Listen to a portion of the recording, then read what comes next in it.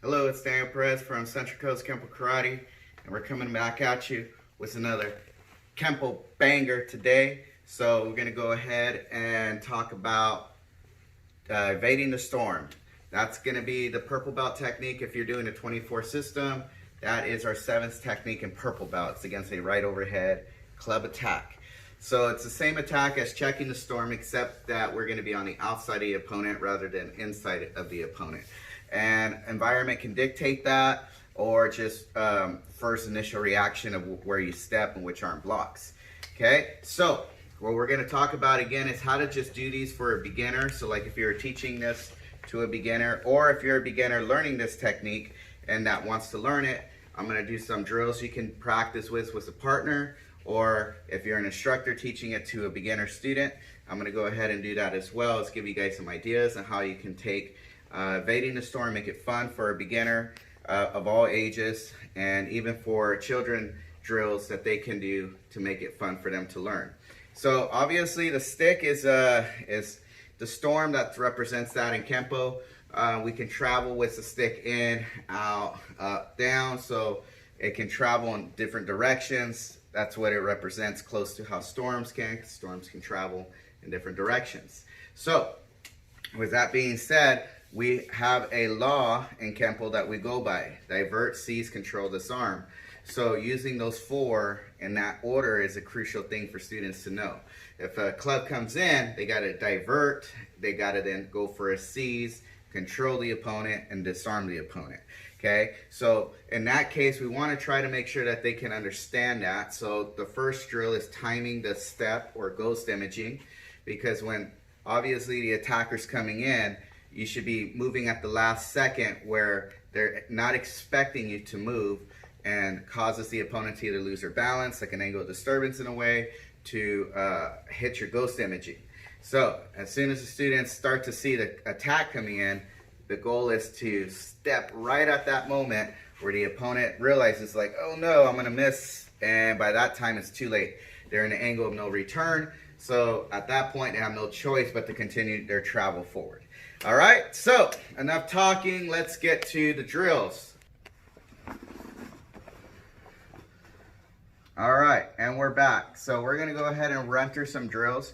So as you know, evading the storm, we step off to the side just like we were in checking the storm. Checking the storm, we're going more towards 3 o'clock, and evading, we're gonna go more towards 9 o'clock. Okay, so being able to cut to the side and hit a reverse bow and an extended outward block is how we teach it. You could do a double factor with it as well. Either one works with me, but just being able to have the technique correctly applied, I first just teach as an outward extended block, but you could double factor if you want. So either one works. But let me go ahead and let's go through some of the drills here. So the first thing I'm going to do is get a water noodle, especially if I'm working with young people, like, students, children, because it's okay where they get hit by this, bam, they're going to realize that their timing was off. Okay, so again, sometimes you might have assistants, and be aware that they'll be attacking like this instead of actually stepping through with the leg. So the leg has to come forward in this case. Okay, so if you have young students or junior helpers or even beginner helpers, that's something to watch out for, because sometimes I'll notice that they will do this rather than step all the way through. Okay, all right, so let's go ahead, and I have Mrs. Perez here, and she's going to go ahead and just take the step to the side. Okay, so again, you take the water noodle, bring it up, and you can step to the side. Okay, so you have that side, that's checking, and the opposite side is evading. So she's going to step to the other side now, and that's the idea. Okay, so again, just working how to step to the side at the last second. Okay, all right, so again, making it clear, if you're a beginner, the reason why you step at the last second, because if I start to see her moving right here, then I'm going to whack and adjust my angle. Okay, so if the opponent has time to adjust in that moment, then you're gonna put yourself in a worse situation, okay? So don't make it harder on yourself, make it harder on the opponent. Okay, so carrying on. Now, we're gonna take the first step. So do the first step with the outward block. Yes, sir. Go.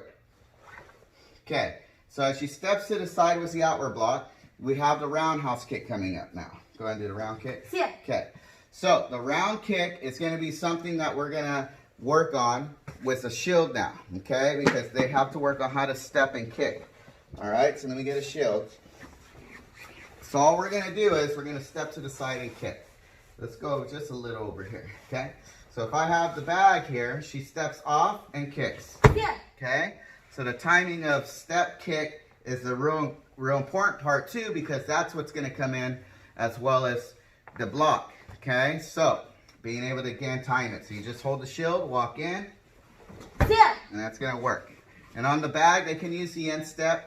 On the body, they can then use the ball, okay? So that's gonna be, that way they can learn how to kick properly with either one. Yeah. Yeah. Okay, so again, that time you can fake too. You can fake with it and then come in. So you can treat it like a sparring drill. All right, now there's a second video to this that we'll cover that's for more advanced students. And we're gonna do again bag drills, grafting, suffixing, and we add in what if phases to it as well. So for this one, we're sticking just to the ideal phase. So we're not gonna try to deviate from the original version of the technique. Okay, so once again, we have the step kick. So if we have right here, she steps and kicks. Yeah. Okay, now we're gonna have them freeze and then work that rear punch. As we know, the next technique is to punch. So we go 1, Yeah. 2. Yeah. And you see what I do is I just adjust the angle of my bag. That way she can get the power shots in.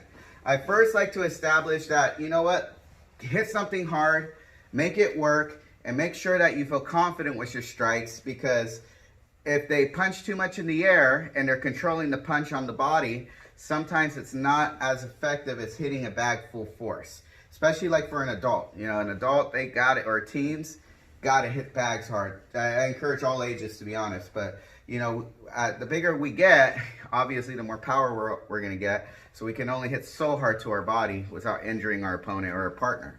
All right, so there we go. Let's actually get to it. So we got 1, Yeah. 2, Yeah. that's it, okay? And then we'll have them lock the forward bow on the punch. So we'll do a little quick lock. So we'll go kick and then lock the bow. Go. Yeah. Yeah. Okay, all right, let's switch places, and then Yes, that sir. way we get this angle, okay? All right, so again, she's gonna step, Yeah. kick, Yeah. and then lock it out, okay?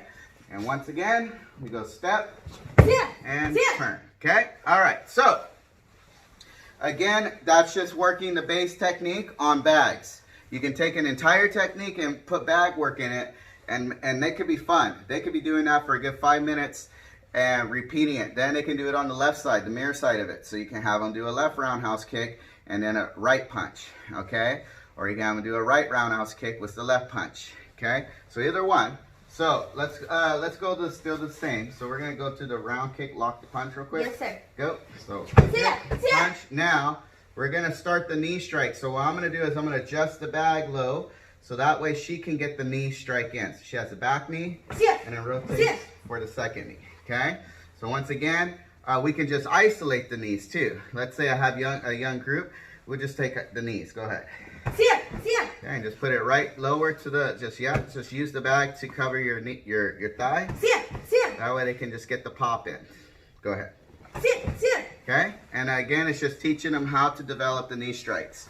All right, so being able to, again, once they're able to feel confident, it's from the punch, it's just going, yeah, right, shooting that. And then obviously there's our disarm from there. Okay, the knee strikes are in a way similar to gift of destruction.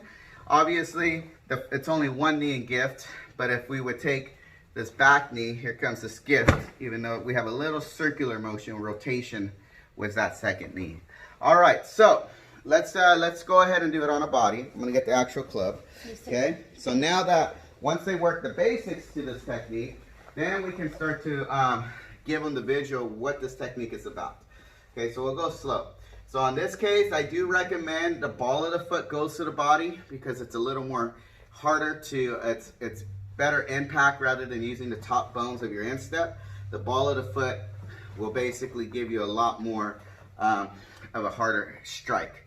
Okay, so we're gonna have her cut so she diverts, seizes, pulls me down, controls, and then does the knee, and disarms from there. Okay? So we'll do it again. Now, we're gonna say the kick's gonna go to the groin, the solar plexus, either one works. It depends. What you could do as an attacker is give them the option. All right, it can either be groin, solar plexus. Obviously, groin's gonna be the best target, but if it's not open, you can go to the solar plexus with the ball of the foot. So let's do a solar plex shot, even though we know it should go to the groin. Okay. Yes, all right, so we have here, and then she pulls, and then disarms. Okay. All right. So the idea again is once this club comes over here, she takes the ghost imaging, she diverts it here, and from at that point, so we'll go to the block. Yes, sir. So have that outward block come out. From here, as this starts to slide, then she can start to grip and kick, and then pull in with the diagonal pull, just like attacking mace. If you kind of look at that, it's attacking mace from yellow belt. We did the roundhouse kick with the front foot. We did the pull down punch, right? So it's the ending of attacking mace. So as we go here, now she's going to shoot the knee to cause the leg to numb and then disarm from there.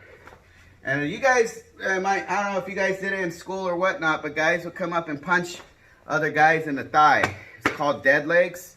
And if you guys knee someone in the leg, you're gonna basically shoot that leg down. It's pretty much you're gonna kill it. So you're hitting this back thigh. And once this back thigh moves up, that other knee comes in to borrow the force of that action.